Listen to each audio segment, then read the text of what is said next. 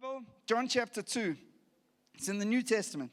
On the third day, a wedding took place in Cana in Galilee. Jesus' mother was there, and Jesus and his disciples had also been invited to the wedding. When the wine was gone, Jesus' mother said to him, "They have no more wine." "Woman, why do you involve me?" Jesus replied. If I said that to my mother, I wouldn't be standing here today. I'm pretty sure it would have ended differently to how this story ended. Maybe raising someone from the dead, but it would have been the guy who asked, "Woman, why do you involve me?" Jesus replied, "My hour has not yet come." His mother said to the servants, "Do what he tells you." Nearby stood 6 stone water jars, the kind used by the Jews for ceremonial washing, each holding from 20 to 30 gallons. Jesus said to the servants, "Fill the jars with water," so they filled them to the brim. Then he told them, "Now draw some out and take it to the master of the banquet." They did so, and the master of the banquet tasted the water that had been turned into wine. He did not realize where it had come from, though the servants who had drawn the water knew. Then he called the bridegroom aside and said, "Everyone brings out the choice wine first, and then the cheaper wine, the tussies, after the guests had had too much to drink. But you have saved the best till now." What Jesus did here in Cana of Galilee was the first of the signs through which he revealed his glory, and his disciples believed in him. It's the first. And because of the law of first mention, it becomes something of a precedent. Jesus is putting the story in. It's the first. He could have healed a little dead girl like he did later on. He could have healed the lame man that was brought to him. He could have done many amazing things that everyone would have gone, that's a miracle. He chose to break into a situation and a context with a miracle of turning water, a valueless item in that where there was availability and they could drink, not valueless, definitely not in Cape Town, but water, into the most valuable of wine. A couple of points from this simple story in the context of eternity and in the context of my heart that defaults to smallness, stinginess, where God's saying, "I want to see the supernatural in your life. I want to see the more than what is natural, the more than what is possible." And it starts with a simple story. And I believe as you look at these stories, I read these stories, say, "Jesus, show me the Father. Show me what you're doing here." Point number one, simple point. It just says this. Jesus and his disciples had also been invited into the wedding. I mean, I've preached this many times. I've never preached this point. They invited Jesus. You know why they saw a miracle at their wedding? They invited Jesus. Have you invited Jesus? I know people crying out for a miracle in their finances, but they haven't invited Jesus into their finances. Jesus, stay outside. Stay outside of my lifestyle. But from the outside, could you bless me? From the outside of my story, I'm not going to obey your word. I'm not going to even read your word because I might have to be called to obey it. I'm going to leave you outside, so you're not invited inside, but could you fix what's inside? Jesus said, "But you haven't invited me inside." And I think this couple, who, here's what you got to understand of the context of the day. For them to run out of wine at their wedding would have been hugely, hugely, hugely embarrassing. Hugely embarrassing.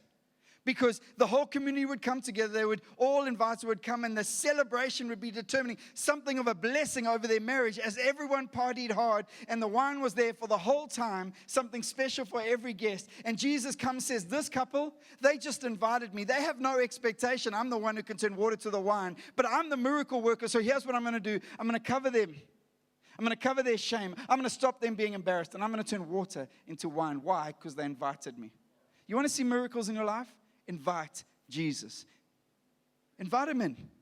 And I don't know if this maybe seems like an oversimplified point to you, but I'm telling you, too much of the church know about Jesus, like keeping him on the outside, and maybe even put a banner outside the house, but he's still on the outside. And until Jesus becomes master of the inside, we're not going to see the signs and wonders and miracles I think he has for us. Why do we preach this series with passion and zeal? Why? Because we want to see miracles. And I'm not saying that we'll see miracles because we give. I'm saying when we become like God, we'll see miracles because that's who he is. It's a difference. Have you invited him in? And not just, well, I want to play in worship, so I've invited him in to come and bless my worship. No, he doesn't want your worship. He wants your heart. The rest of the stuff just flows from that place. That's why he teaches the disciples in Matthew 6, and he speaks to them in the Sermon on the Mount. Say, guys, you can't have two masters. Your heart can only have one. And then he specifies, says, man cannot serve both God and money. Why did he go there? Why didn't he go, man cannot serve rugby and God? Or God cannot serve any other idol that pokes its head up all the time. No, he specifies God and money because he knows this thing of money has an implication on decisions that have greater implications into eternity for souls. It's a big story. And we need to see him. We need to see him. I can tell you good principles for your finances. I promise you it'll last 3 days. The joy will run out. The first hurdle will come. But when you see God and we do it in response to seeing him, everything changes. And the power for that life starts changing. And the generosity of heaven starts breaking into the story. I love it. The most expensive bottle of wine that's been sold to date, $558,000. One bottle of wine. One. Just one.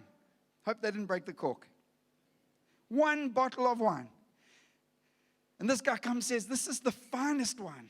Imagine you take the value of the finest wine this world knows to the finest wine that only Jesus can make, because I think Jesus would be a pretty spectacular wine maker. And you multiply that and look at the value. Here's what's spectacular about it, is in those days, the couple would get married, and the only way that they would have a future, people wouldn't bring them knives and forks and cutting boards. Those weren't the gifts. People would come and add to the feast. And so if we had a family, a feast here, and you were getting married, you would invite your guests would bring food for the feast. They would bring wine as the most valuable part of that food. And then everything that was left over would be sold to the community and sold to those who were part of the community. And the money that was raised from the proceeds of that sale would go to the couple as their head start. And Jesus said, I'm going to put a precedent in place. In the very first miracle I do, I'm going to tell you that the greatest head start you can have in life is not an education. It's not a trust fund. It's not a career. It's me. I'm going to show you that. I'm going to put it at the very first miracle. So the precedent of all miracles I will do will be the goodness, the glorious grace, and the generosity of God. I need you to get it. I'm preaching to my own heart. That defaults sometimes to too small a picture of who God is. And if you're here tonight and say, I've never made a decision to this God, I want to tell you, he's better than you can imagine. This is not some prosperity hype you up. This is the Bible. A simple picture of a miracle, because God is the same yesterday, today, and forever. And he wants our hearts to get it. He says, I want the word of God to explode in your hearts.